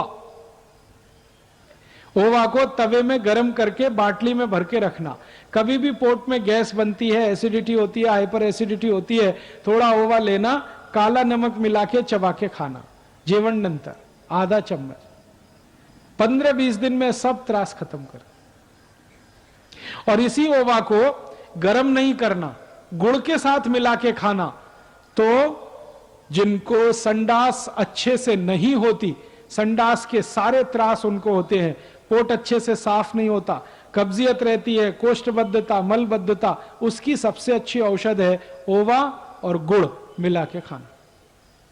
ओवा और काला नमक मिला के खाएंगे तो एसिडिटी, हाइपर एसिडिटी ठीक होगा। ओवा और गुड़ मिला के खाएंगे तो मलबद्धता, कोष्ठबद्धता, कॉन्स्टिपेशन सब ठीक होगा। ओवा एक ऐसी औषध है जो 1 दिवस के बच्चे को भी दी जा सकती है, कोई साइड इफेक्ट नहीं।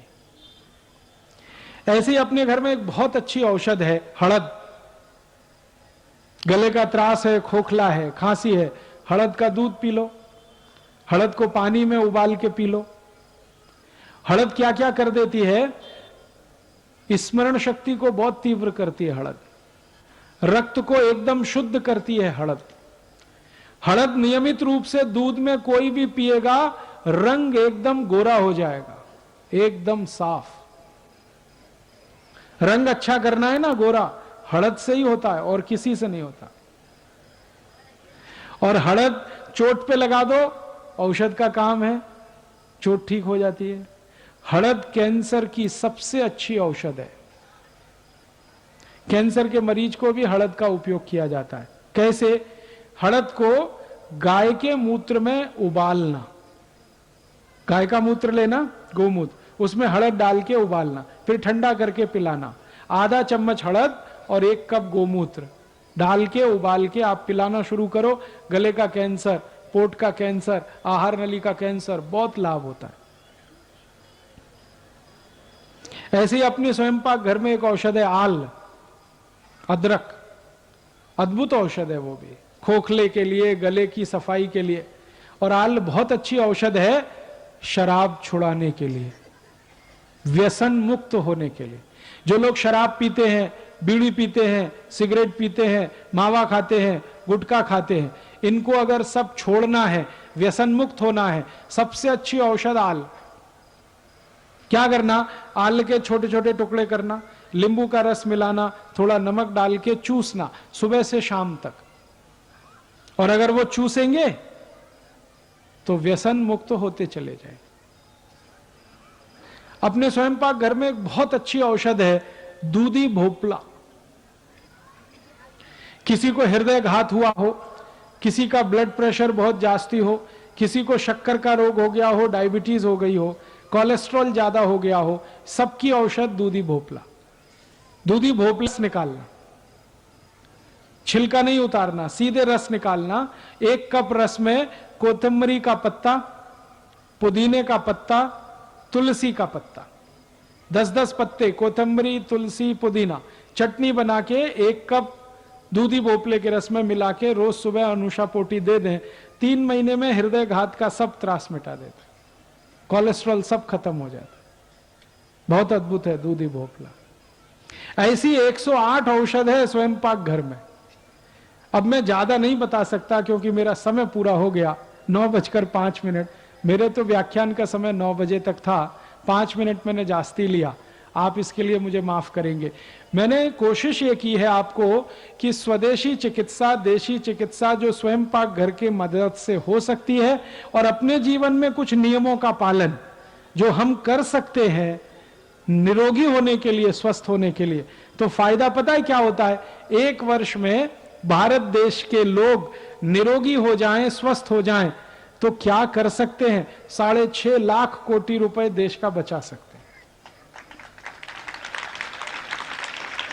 और 6.5 लाख कोटि रुपए से अगर सोना खरीदें तो महाराष्ट्र राज्य के एक गांव की सड़क सोने से बनती है। माने देश की गरीबी, भुखमरी, बेकारी सब मिटाने का आसान तरीका है स्वस्थ रहना, निरोगी रहना।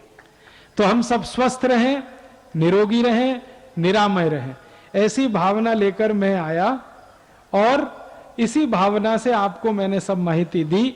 आपसे मेरी एक प्रार्थना है कि जो माहिती मैंने आपको दी वो आप दूसरों को दें, ताकि गली गली, गांव गांव ये जाए। मेरा उद्देश्य क्या है? मेरा उद्देश्य है कि भारत के सभी नागरिक स्वस्थ हो जाए, निरोगी हो जाए, एक पैसा भी औषध में खर्च ना करना पड़े। और स्वस्थ होंगे तो सुखी होंगे, और सुखी होंगे तो दूसरों को सुख देंगे, दुखी होंगे तो दूसरों को दुख ही देंगे। जो दुखी है वो दुख बांटेगा, जो सुखी है वो सुख बांटेगा। तो हम सब सुखी बने, निरोगी बने।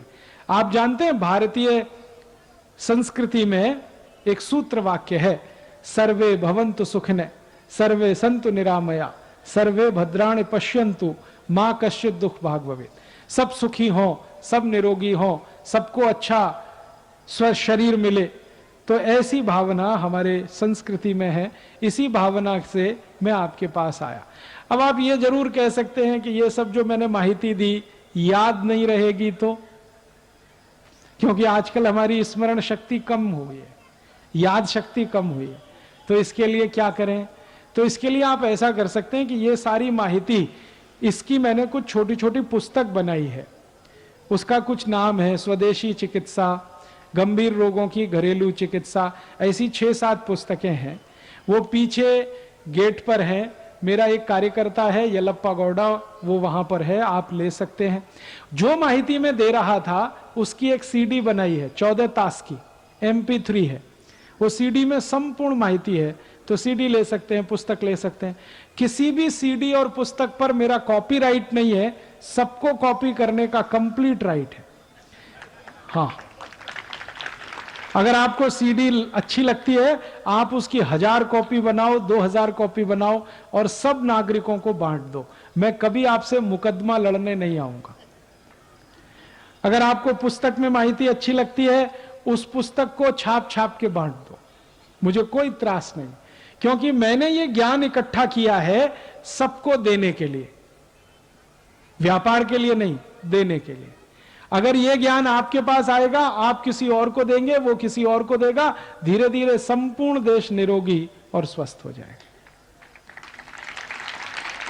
चलते चलते एक आखिरी माहिती कि जिंदगी में कभी भी आपको कोई बहुत भयंकर त्रास हो जाए और डॉक्टर आपको बोले 4-5 लाख रुपए लगेगा, ऑपरेशन करा लो, और आपके पास 4-5 लाख रुपए ना हो, उस स्थिति में आप मुझे एक फोन करना, मैं मेरा मोबाइल नंबर आपको दे देता हूं, कभी भी मैं आपकी मदद करूंगा।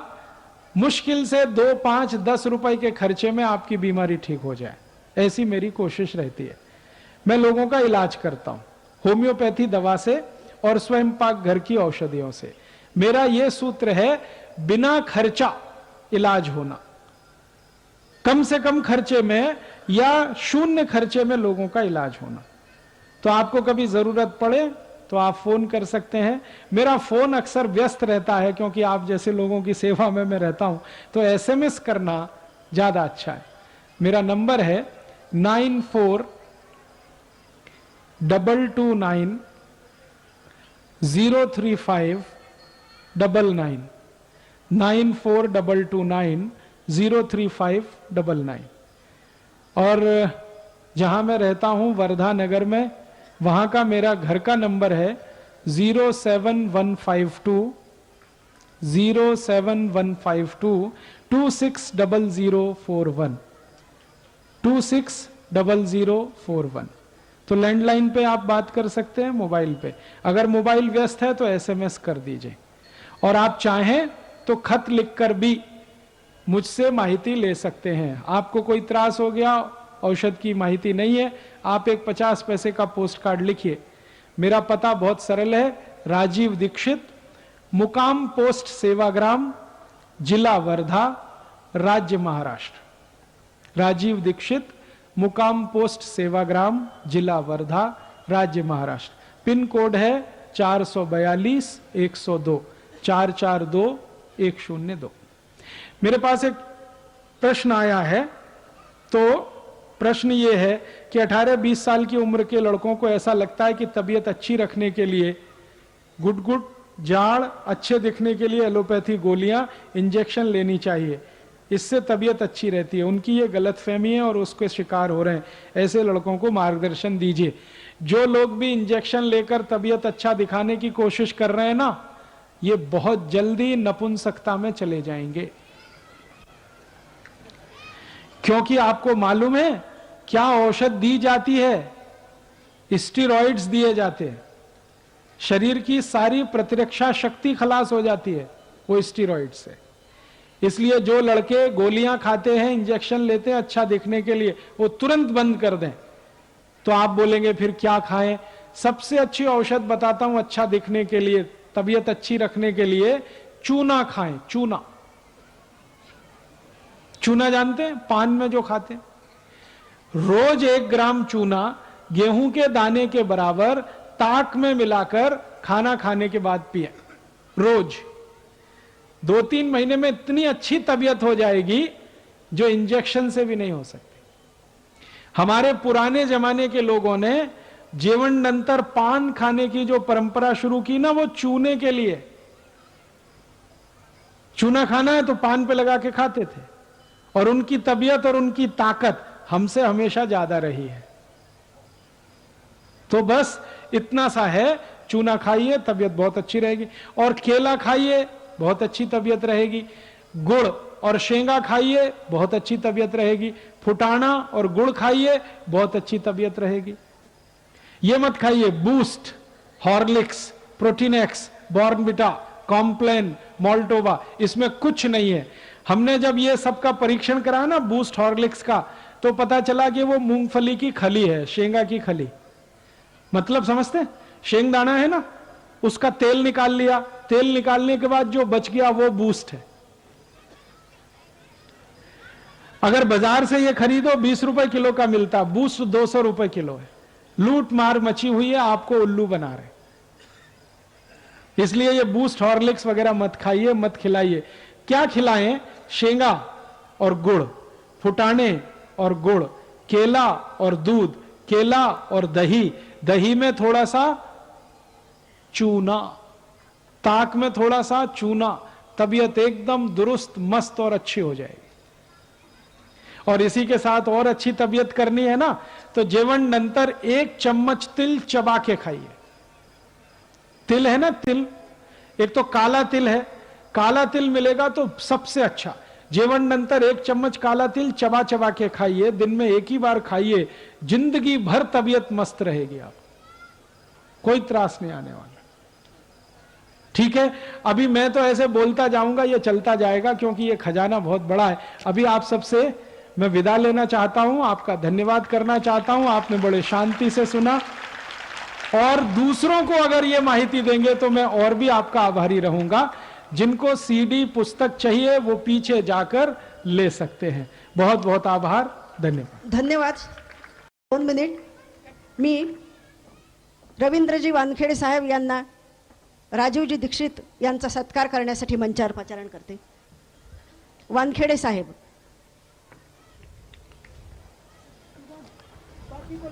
यानंतर या ठिकाणी दीक्षितजी वानखेडे साहेबांचा सत्कार करतील।